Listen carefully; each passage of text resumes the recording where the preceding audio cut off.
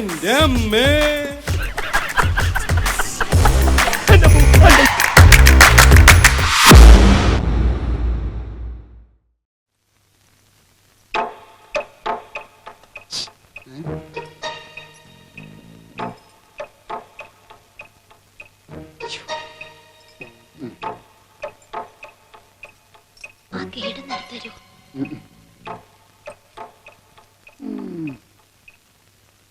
Understand? Be careful.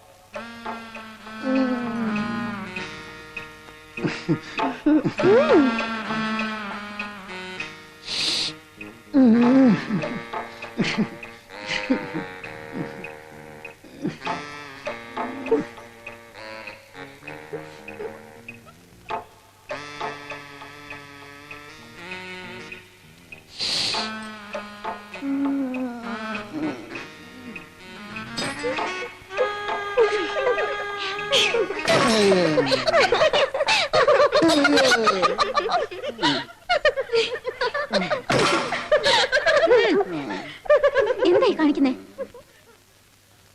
മദ്യപിച്ചിട്ടുണ്ടോ? കുടിച്ചിട്ടുണ്ടോന്ന്?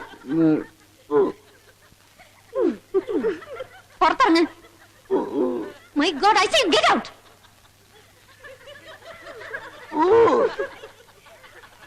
Stop it.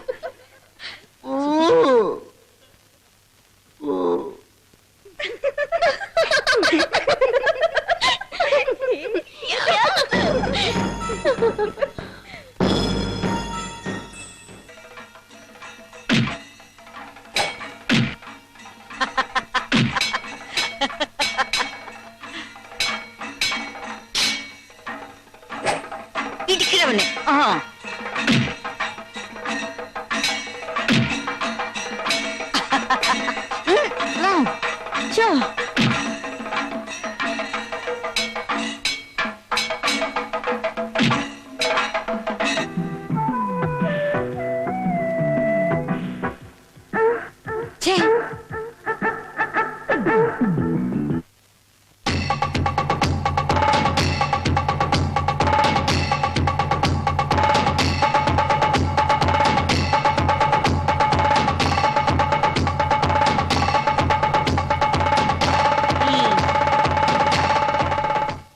അന്തസ്സുള്ള തറവാട്ടി പറഞ്ഞവർക്ക് പറ്റണ പണിയാണോ ഇത്? എന്താ ചേട്ടത്തി? പറയാം. ആ മാഷ എവിടെ? അല്ല, ഇത് ആരും ഉണ്ണിയാർച്ചയോ? എന്താണിത്? കാസറ്റ്. അതെനിക്കറിയാം. ഇതിനകത്തുള്ള സിനിമാ പടം എന്താണെന്നാ ചോദിച്ചത്? തച്ചോളി മരുമകൻ ചന്തു. അത് പുറത്തൊട്ടിച്ച പേര്. ഇതിനകത്ത് എന്താണെന്നാ ചോദിച്ചത്? അതിപ്പോ ഞാൻ എങ്ങനെ അറിയാനാ? വേണ്ട വേണ്ട, അറിയാഭാവം നടിക്കണ്ട. കെട്ടിയോനെ പിരിഞ്ഞിരിക്കുന്ന പെണ്ണിന്റെ മനസ്സിലാക്കാൻ വേണ്ടി വേണ്ടാതീനങ്ങളുള്ള സിനിമ കൊണ്ടുകൊടുത്ത ആർക്കും മനസ്സിലാവില്ലെന്ന വിചാരം. വേണ്ടാതീനങ്ങൾ നല്ല ഫൈറ്റുള്ള പടാണെന്ന് വിചാരിച്ച് കണ്ടപ്പോഴല്ലേ സായിപ്പ് മദാമി കൂടി അയ്യോ എനിക്ക് പറയാനേ നാണിക്കട. അമ്മച്ചി നല്ലോണം ഇരിക്കുന്ന അയൽക്കാരുമായിട്ട് വെറുതെ. അപ്പൊ നീയും കൂടി അത്തോണ്ടുള്ള പണിയാണല്ലേ? അങ്ങനെ വരട്ടെ. വായും മനസ്സറിയാത്ത കാര്യത്തിന് ചേട്ടത്തി വേണ്ടാത്ത അർത്ഥം കൊടുക്കരുത്. ഇതെന്തോ അബദ്ധം പറ്റിയതാ. അബദ്ധം? ഞാൻ ഉള്ളിടത്തോളം കാലം എന്റെ വീട്ടിൽ ഇങ്ങനെയുള്ള അബദ്ധങ്ങൾ നടക്കാൻ ഞാൻ സമ്മതിക്കില്ല. എന്റെ നല്ല നേരത്തിന് ആ മലയാളം കാസ്കറ്റ് കാണാൻ തോന്നിയത്. ഇല്ലെങ്കിൽ ഗൾഫിൽ കിടന്ന് പൊരിയുന്ന എന്റെ മോന്റെ മാനം പോയേനല്ലോ കർത്താവേ. ഓടി അറവാണിച്ചി, ഇങ്ങനെ നിന്റെ കോപ്പ്. ഒന്നും തോന്നരുത്. അമ്മച്ചിയുടെ സ്വഭാവം അറിയാലോ. കാസറ്റ് കടക്കാർക്ക് തെറ്റിയതായിരിക്കും. എന്തായാലും ഇനി കാസറ്റ് മാറുന്ന പരിപാടി വേണ്ട. മാത്രമല്ല ട്രീസ ഇനി ഇങ്ങോട്ട് വരാതിരിക്കുന്നതാവും നല്ലത്. സോറി. ട്രീസിയോട് അങ്ങനെ പറയാൻ പാടില്ലായിരുന്നു. ആ തള്ള വിവരമില്ലാണ്ട് എന്തോ പറഞ്ഞു വെച്ച്. വേണ്ട, പണ്ടേ ഞാൻ പറയാറുള്ളതല്ലേ, ആവശ്യത്തിൽ കൂടുതൽ അടുപ്പം ആരോടും വേണ്ടെന്ന്. ഇപ്പൊ മതിയായില്ലേ? അല്ല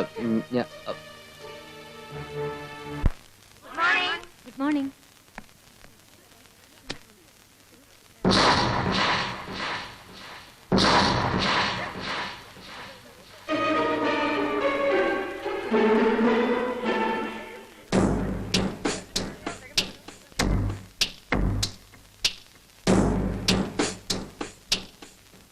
ആരാ ഇത് വരച്ചത്?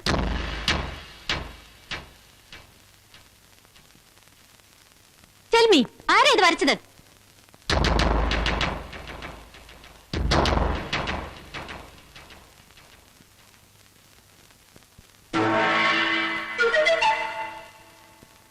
Stand up. നിങ്ങളോടാ പറഞ്ഞത് stand up.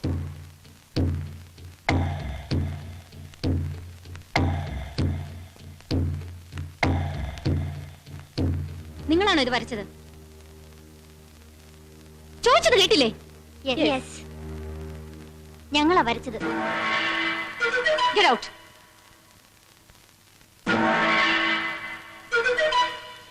Get out from the class.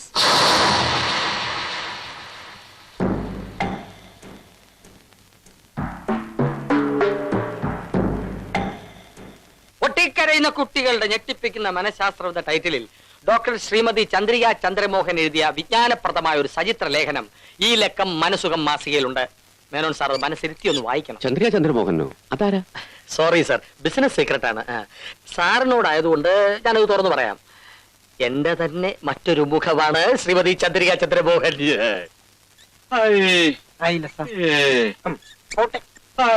വണ്ടി പോട്ടെ. മിസ് ചിന്നമ്മയല്ലേ? മിസ് ചിന്നമ്മയല്ല, മിസ്സസ് ചിന്നമ്മ കറിയാച്ചൻ. എന്നെ മനസ്സിലായോ? ആരോഗ്യ യാസാമി. ആ. എന്തു പറ്റിയതാ? പാർട്ടിയിലെ ഗ്രൂപ്പ് വഴക്കിനെ തുടർന്ന് ആപ്പിലായ ഒരു നേതാവാ. മെന്റൽ ടെൻഷൻ കൊണ്ട് ആകെ കൺഫ്യൂഷനിലായി. ഇപ്പൊ ഗ്രൂപ്പിന്റെ കാര്യമേ വായി വരൂ. മാടപ്രാവിന്റെ മനസ്സാണെങ്കിലും കോഴിപ്പൂവന്റെ സ്വഭാവ. അല്ല മിസ്സസ് ചിന്നമ്മ കറിയാച്ചൻ എന്താ ഇവിടെ? ഡോക്ടർ ഗോൺസാൽവോ സാറിനെ ഒന്ന് കാണാൻ വന്നതാ. എന്താ കാര്യം? ഒരു മനോരോഗ പ്രശ്നം പറയാനാ. അദ്ദേഹം ഉണ്ടോ? ഒരു മിനിറ്റ്, ഞാൻ ഇപ്പൊ വരാം. ഈയിടാ. മാങ്കുട്ടി സാറിനെ കാണാൻ ഒരു പേഷ്യന്റ് വന്നിരിക്കുന്നു. എന്നെ കാണാനോ? നിനക്ക് ആള് തെറ്റിയാവും. അല്ല, അന്ന് നമ്മൾ കോളേജിൽ എത്തിയേണ്ട ചിന്നമ്മയില്ലേ, അവരാ കൺസൾട്ടിങ്ങിന് വന്നതാ. അവരോട് ഇങ്ങോട്ട് വരാൻ താൻ എന്തിനാ പറഞ്ഞു? പിന്നെ എങ്ങോട്ട് വരാൻ പറയും? ഡോക്ടർ എന്ന് പറഞ്ഞ് ഇവിടുത്തെ അഡ്രസ് അല്ലേ കൊടുത്തിരിക്കുന്നത്. എന്നെ കൊണ്ടാ വേഷം കെട്ടിച്ചത് സാറ് തന്നെയല്ലേ? വേലിരുന്ന് പാമ്പിനെ പിടിച്ചു. കോളേജിൽ പറഞ്ഞയക്കേണ്ട കാര്യമില്ലായിരുന്നു. എന്തായാലും ഈ മുറിയിൽ നിന്ന് തന്റെ കൺസൾട്ട് നടക്കുന്ന പ്രശ്നമില്ല. ഈ മുറി തന്നെ വേണമെന്ന് ആര് പറഞ്ഞു? വേറെ ഏതെങ്കിലും കൊള്ളാവുന്ന ഡോക്ടറുടെ മുറി എന്നാലും മതി. നമ്മുടെ VIP മുറി ഉണ്ടല്ലോ, അങ്ങോട്ട് പോയാലോ? എവിടെങ്കിലും കൊണ്ടുപോയി പ്രതിഷ്ഠിക്ക്. ഡോക്ടർ ഗോൺസാൽവോസ് റൂമിലുണ്ട്, ചെല്ലാൻ പറഞ്ഞു. ശരി.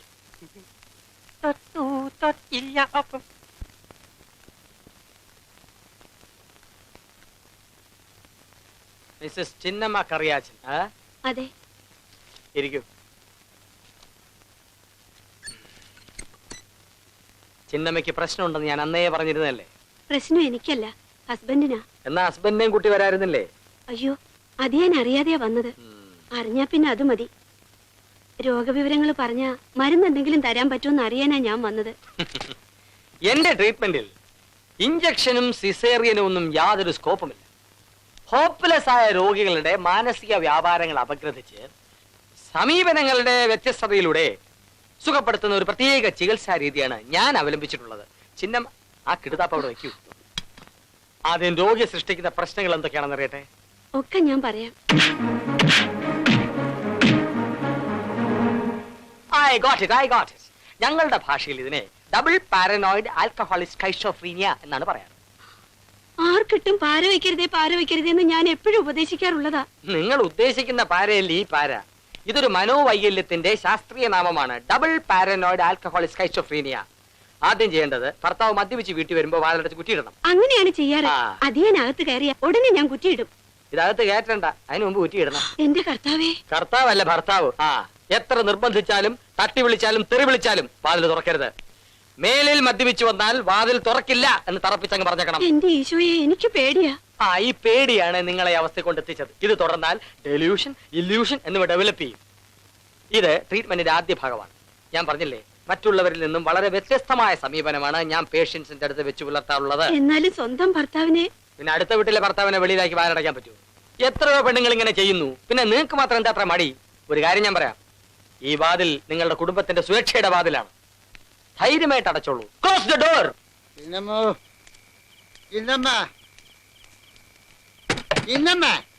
ഇവളെന്നാ ചാത്തോ? എടി മൊട്ടക്കാരൻ കുട്ടപ്പന്റെ മോളെ, എടി വാതില് തുറക്കാൻ, ഇല്ല ഞാൻ ചവിട്ടി പൊളിക്കും. തുറക്കടി വാതില്, വാതില് തുറക്കടി, ചവിട്ടി പൊളിക്കും. തുറക്കാൻ പറ്റിയല്ല. പറ്റുമല്ലേ? എടി ഇത് ഞാനാ, നിന്റെ കരുത്തെ കുരിശ് കെട്ടിയ കെട്ടിയോ. തുറക്കടി, എടി തുറക്ക. ഏത് ഒടയത്തമ്പുരാനാണേലും കള്ളും കുടിച്ചോണ്ട് വന്നാൽ ചിന്നമ്മ വാതില് തുറക്കുകയല്ല. ഇവിടെ മനുഷ്യർക്ക് മനസമാധാനമായിട്ട് കിടന്ന് ഉറങ്ങണം. മനുഷ്യരോ? അത് ശരി. അപ്പൊ ഞാൻ എല്ലാ സമയത്തും മനുഷ്യന്മാരെ കേട്ട് അകത്ത് കിടത്തിരിക്ക അല്ലേ? ഇറക്കി വിടുന്ന നിന്റെ കള്ള കാമുകനെ. എന്റെ ഈശോയെ, ഇത് എന്നതായി പറയുന്നത്? നിന്റെ സകല കള്ളത്തിനങ്ങൾ ഇന്നത്തത് കൊണ്ട് ഞാൻ പൊളിക്കും. തുറക്കാൻ. നാട്ടുകാരെ വിളിച്ചു കൂട്ടി തൊണ്ടി സഹിതം പിടിപ്പിക്കുന്നതിന് മുമ്പ് മാനം വേണമെങ്കിൽ മര്യാദയ്ക്ക് തുറക്കാൻ. എന്റെ മാതാവേ.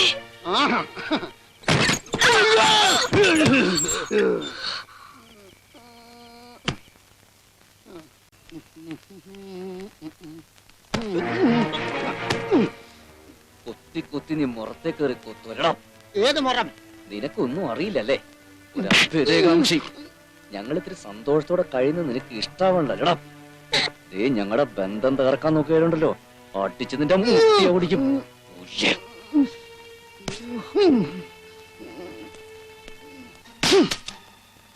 നിങ്ങൾ തമ്മിലുള്ള ബന്ധം തകർക്കരുതെന്നല്ലേ? എന്റെ മുട്ട തല്ലി ഒടിച്ചിട്ട് എന്റെ ഭാര്യയോടൊപ്പം നിനക്ക് പൊറുക്കണം. ആരാരുടെ മുട്ട തല്ലി ഒടിക്കുമെന്ന് നമുക്ക് കാണാം. വരൂ, കമ്മിങ്. ഇങ്ങോട്ട് സിറ്റ് ഡൗൺ. ഇരിക്കൂ. പിന്നെ അണ്ണാമാരെ അവിടെ വെക്കൂ. പേഷ്യൻസ് മാത്രം ഇവിടെ ഇരുന്നാ മതി. അറ്റൻഡേഴ്സിനെ ആവശ്യമുള്ളപ്പോ വിളിക്കാം. ഫസ്റ്റ് ട്രീറ്റ്മെന്റിന്റെ റിയാക്ഷൻ എന്തായിരുന്നു? കള്ളക്കാമുകനകത്തുള്ളത് കൊണ്ടാണ് വാതിൽ തുറക്കാത്തതെന്ന് പറഞ്ഞ് ബഹളം കൂട്ടി. നാട്ടുകാരുടെ മുമ്പിൽ മാനം പോവാതെ രക്ഷപ്പെട്ടത് ഭാഗ്യം. സാരമല്ല, നമുക്ക് സമീപനം മാറ്റാം.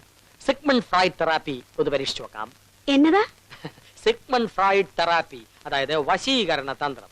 തികച്ചും മനഃശാസ്ത്രപരമായ ഒരു സമീപനമാണ്. അതിന് എന്നാ ചെയ്യണം? ആദ്യം ഈ ചിണുകൾ ഉപേക്ഷിക്കണം, എന്നിട്ട് പുഞ്ചിരിക്കണം.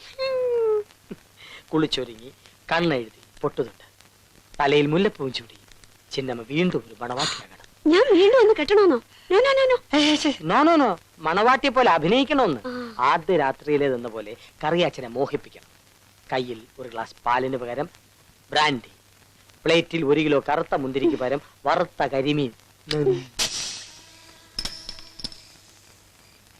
ദാമ്പത്യ ജീവിതത്തിൽ ഒടിവുകളും ചതവുകളും സാധാരണമാണ് സാർ. ബോഡി അറിയാതെ അത് സ്റ്റിച്ച് ചെയ്ത് ഡ്രസ് ചെയ്യുന്നതിലാണ് മിടുക്ക് കാണിക്കേണ്ടത്. ഇത് ബോഡിയുടെ പ്രശ്നമല്ലടാ സ്വാമി, മനസ്സിന്റെ പ്രശ്നമാണ്. മനസ്സിലായോ? എന്ത് ചെയ്യണമെന്ന് എനിക്ക് ഒരു രൂപമില്ല. Don't be a pessimist. ആത്മവിശ്വാസം കൈവിടരുത്. ഇതൊക്കെ സംസാരിച്ചു തീർക്കാവുന്ന പ്രശ്നങ്ങളേ ഉള്ളൂ. Don't be silly. പക്ഷേ ഞാൻ പറയുന്നൊന്നും കേൾക്കാനുള്ള സന്മനസ് അവള് കാണിക്കുന്നില്ലല്ലോ. കുട്ടിക്കാലിന് സ്നേഹമുള്ളിടത്ത് പൊട്ടിത്തെറി ഉണ്ടാവുന്ന ഒരു ചെറിയ മഞ്ഞുതുള്ളി മതി, ഇല്ലേ മാങ്കുടി സാറേ? You shut your bloody mouth. Don't worry mister Nandu, ഈ പ്രോബ്ലം ഞാൻ സോൾവ് ചെയ്ത് തരാം.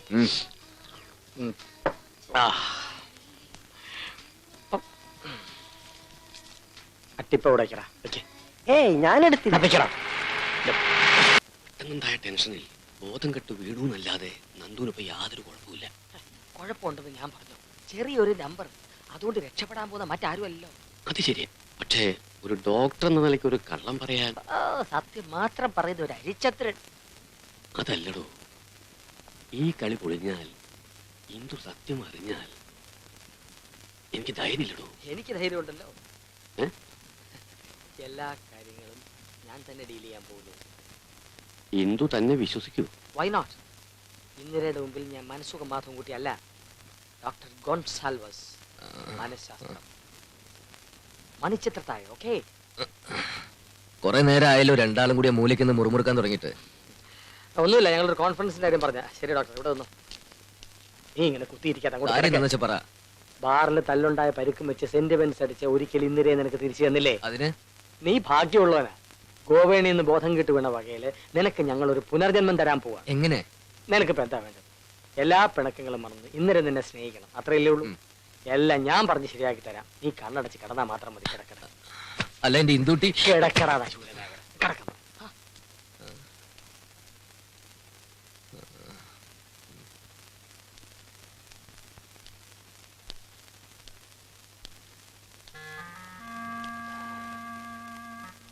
നന്ദുവിന് ഇടയ്ക്കിടയ്ക്ക് തലവേദന വരാറുള്ളത് ഇതെനിക്കറിയാലോ. പക്ഷെ അത് നന്ദേട്ടൻ എന്താ അസുഖം? ഇങ്ങോട്ട് വരൂ.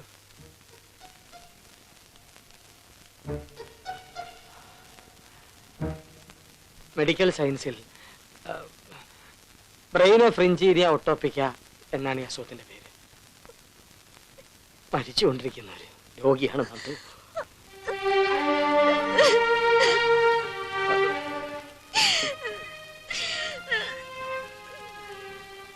അച്ഛനെ ഒന്ന് വിവരം അറിയിച്ചാലോ? അമേരിക്കയിലാവുമ്പോ. അമേരിക്കയിലെന്നല്ല, ലോകത്തൊരിടത്തും ഈ അസുഖത്തിനുള്ള മരുന്ന് കണ്ടുപിടിച്ചിട്ടില്ല. വൈദ്യശാസ്ത്രം ഈ രോഗത്തിന് മുമ്പിൽ മുട്ടുകുത്തി നിൽക്കുകയാണ്. ഇങ്ങനെ ഒരു രോഗിയാണെന്നുള്ള വിവരം ഒരിക്കലും അവൻ അറിയരുത്.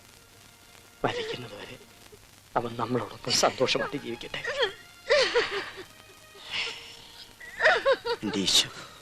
എത്രയും സ്നേഹം കൊടുക്കാൻ കഴിയുമോ അത്രയും സ്നേഹം കൊടുക്കും. എത്രയും സന്തോഷിപ്പിക്കാൻ കഴിയുമോ അത്രയും സന്തോഷിപ്പിക്കുക.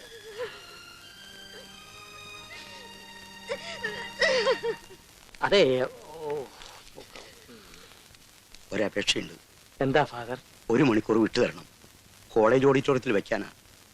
കുട്ടികൾക്ക് ബോഡി കാണുകയും റീത്ത് സമർപ്പിക്കുകയും ചെയ്യാലോ. അതിന് മരിച്ചിട്ടില്ല അച്ചോ. മരിച്ചിട്ടില്ലേ?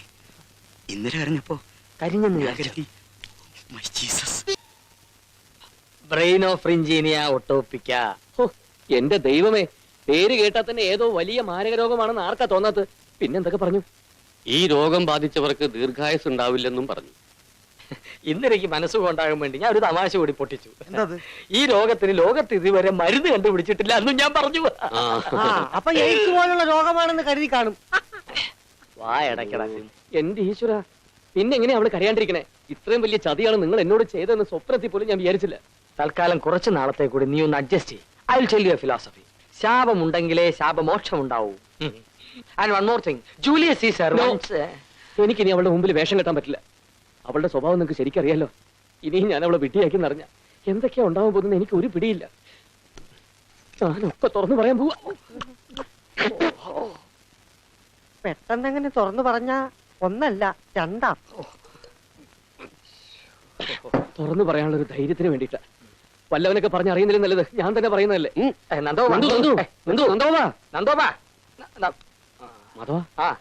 അവൻ അവിടെ ചെന്ന് ആകെ ചളാക്കൂ. ഇനി അവളെങ്ങാനും അമേരിക്കയിലോട്ട് വിളിച്ച് അളിയനെങ്ങാനും ഇങ്ങോട്ട് കെട്ടിയെടുത്താ എന്നാ സാറിന്റെ 16 അടി യന്ത്രം നടത്തിക്കൊണ്ടാ മതി. ഒരുപാട് നാളായി നല്ല ഒരു സത്യം ഉണ്ടിട്ട്. അതെ, ചെന്നിട്ടട. വയസ്സായ മനുഷ്യന് ഒരു മര്യാദയൊക്കെ വേണ്ടടാ. ഹലോ, അതെ അങ്കിളാ. വിവരങ്ങളൊക്കെ അറിഞ്ഞു. കൺഗ്രാചുലേഷൻസ്. മോള് കരയാതിരിക്കൂ. നന്ദു ഇങ്ങോട്ട് വരുന്നുണ്ട്. അച്ഛനാവാൻ പോവല്ലേ, ലേശം കഴിച്ചിട്ടുണ്ട്. മോള് വഴക്കൊന്നും പറയണ്ട. ഇല്ല. അയ്യേ, മോള് ധൈര്യമായിട്ടിരിക്കേ. അങ്കിളല്ലേ പറയണേ, ഒക്കെ ശരിയാവും. ഓക്കെ.